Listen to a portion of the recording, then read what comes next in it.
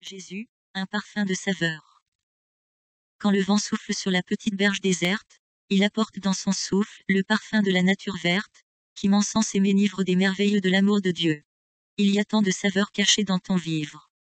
Ô Seigneur Jésus, mon Père et mon Dieu, j'entends le doux murmure de la nature. Et les généreuses conversations des arbres me parviennent comme des dons. Vraiment, tout ce que Dieu fait est bon. Car vivre doit se prendre pur, sans aucune souillure.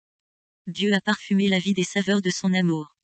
Et je l'entends dans la voix des arbres, qui se tordent de rire, ivres, on ne les croirait pas dandinant par la force du souffle de l'Éternel. Or ces arbres qui donnent l'impression d'être cloués, et servant à la nature de mobilier, jouissent autant que nous de liberté. Et toute leur vie, ils la moulent dans la tranquillité. Quand j'ai commencé à bien contempler ces choses, je me suis rendu compte que la vie est une magnifique rose. Seigneur, ton paradis est là, assaisonnant de merveilles toute la création. Il est perceptible uniquement par la contemplation.